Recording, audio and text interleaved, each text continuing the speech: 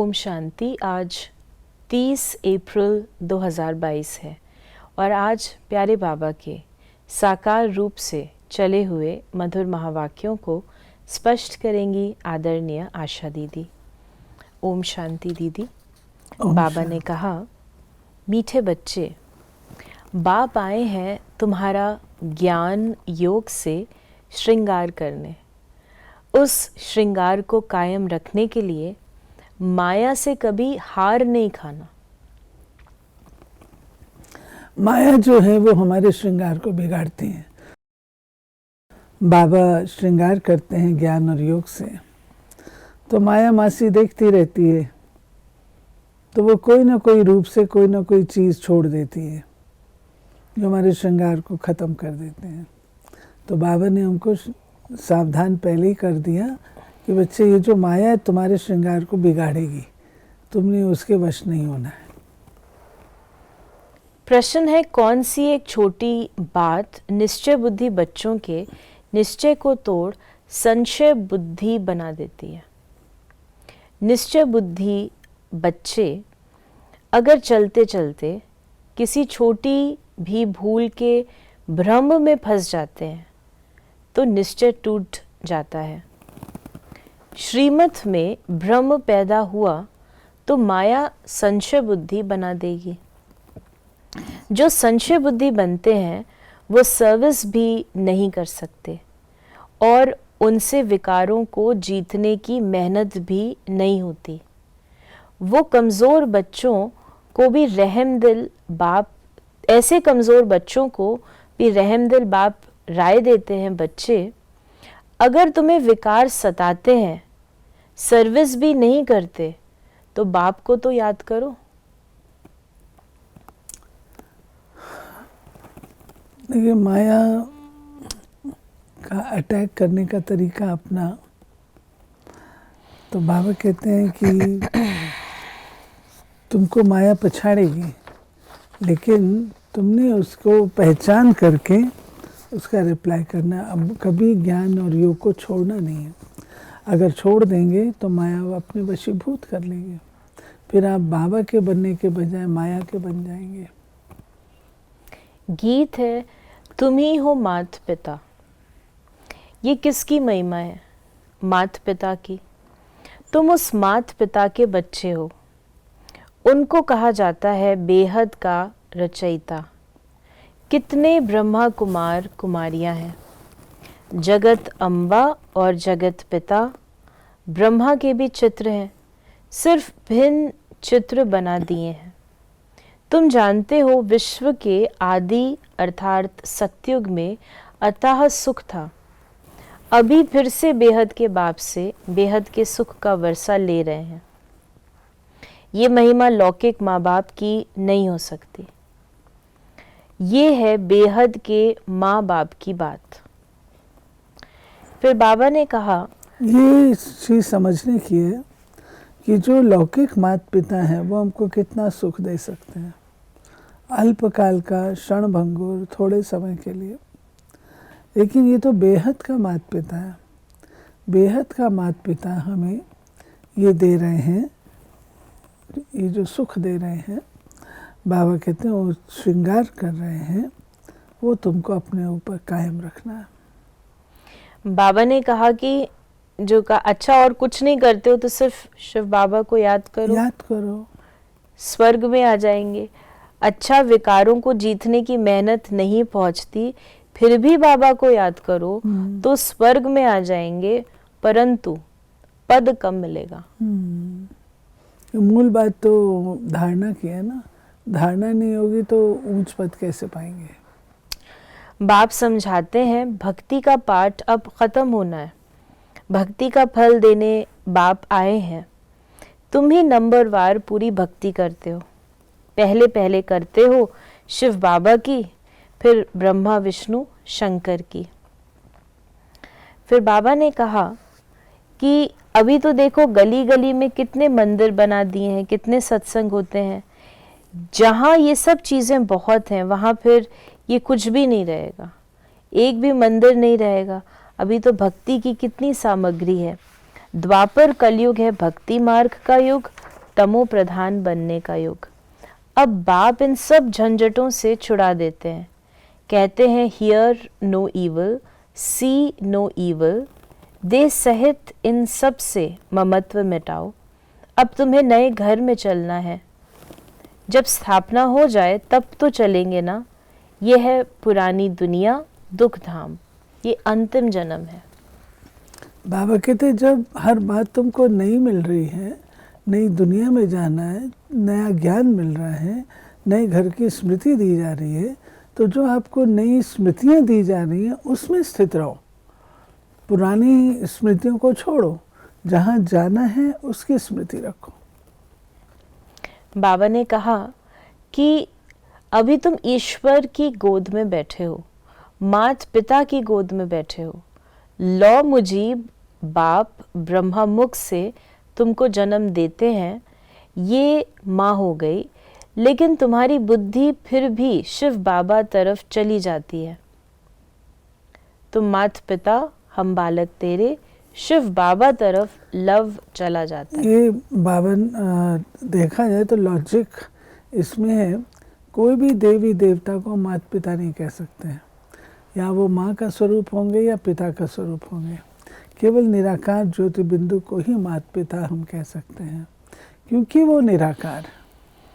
शिव बाबा आया है तुमको श्रृंगार कर लायक बनाने, ज्ञान योग से तुम बच्चों को श्रृंगारते हैं।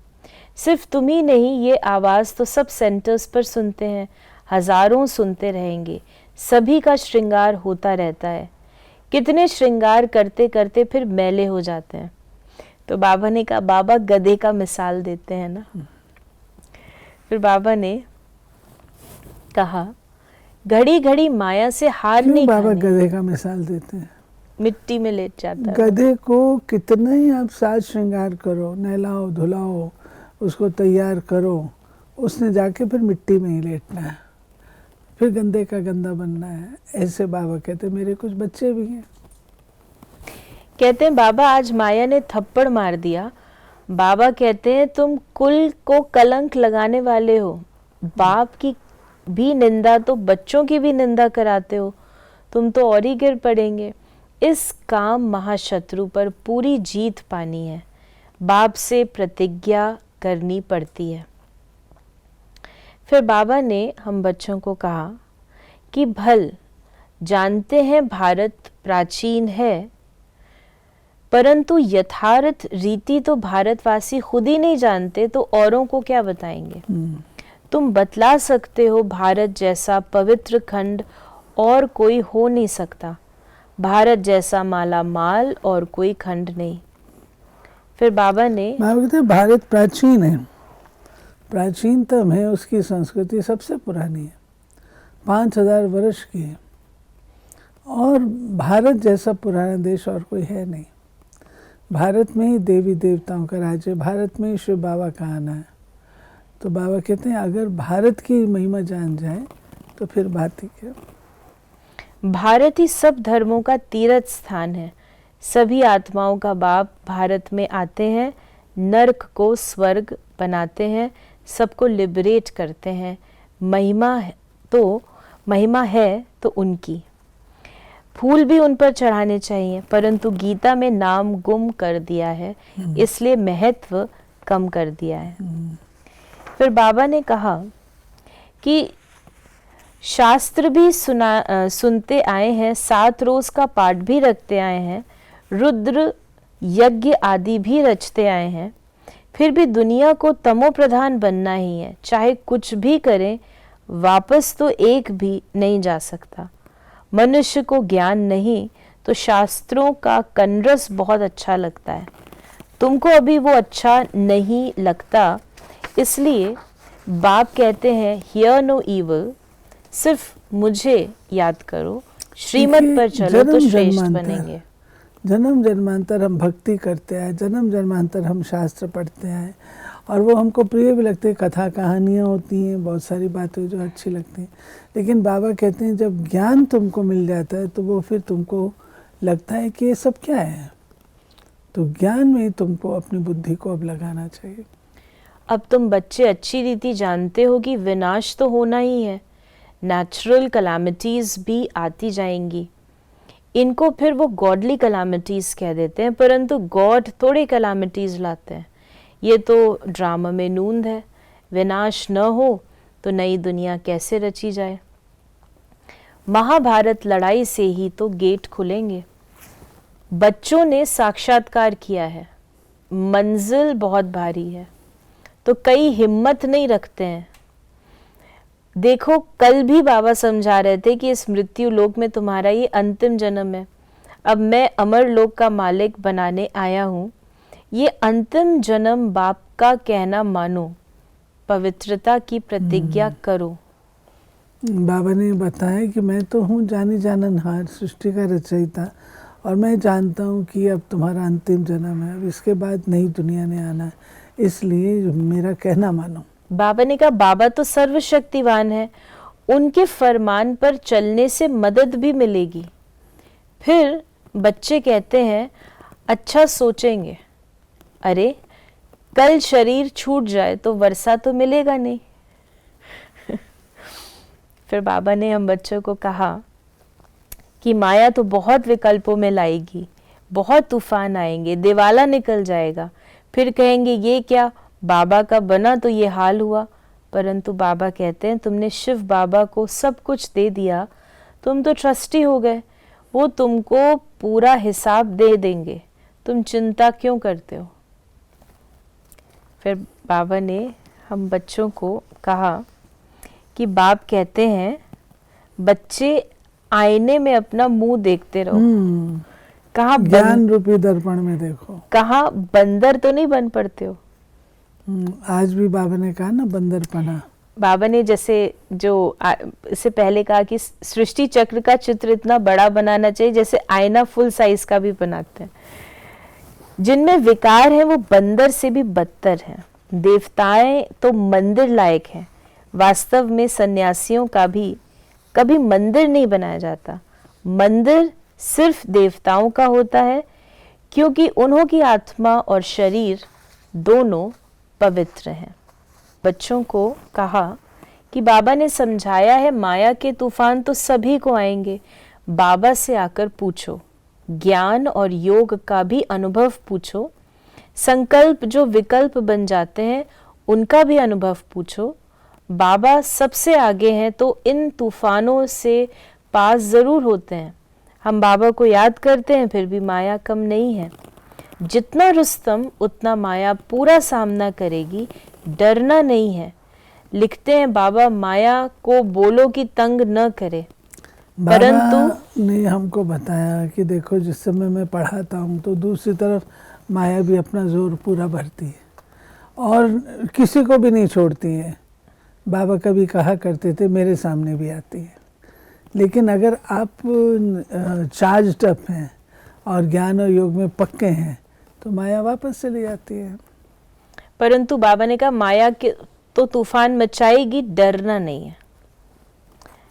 आज बाबा ने हम बच्चों को वरदान दिया, हर सेकंड हर खजाने को सफल कर सफलता की खुशी अनुभव करने वाले सफलता मूर्त भव। सफलता मूर्त बनने का विशेष साधन है हर सेकंड को, हर श्वास को, हर खजाने को सफल करना। यदि संकल्प, बोल, कर्म, संबंध, संपर्क में सर्व प्रकार की सफलता का अनुभव करना चाहते हो तो सफल करते जाओ, व्यर्थ नहीं जाए। चाहे स्व के प्रति सफल करो, चाहे और आत्माओं के प्रति सफल करो, तो ऑटोमेटिकली सफलता की खुशी अनुभव करते रहेंगे, क्योंकि सफल करना अर्थात वर्तमान में सफलता प्राप्त करना और भविष्य के लिए जमा करना। स्लोगन है, जब संकल्प में भी कोई आकर्षण आकर्षित न करे तब कहेंगे संपूर्णता की समीपता। ये बहुत सुंदर निशानी बताई, संकल्प में भी कोई आकर्षण ना है। तो ये थे बाबा के आज के महावाक्यों का स्पष्टीकरण। यदि आपके मन में कोई भी सवाल है तो मैसेज या व्हाट्सएप मैसेज करें 8826599309 पर और हम आपके प्रश्नों का उत्तर प्रश्नोत्तरी कार्यक्रम में देने का प्रयास अवश्य करेंगे। ओम शांति।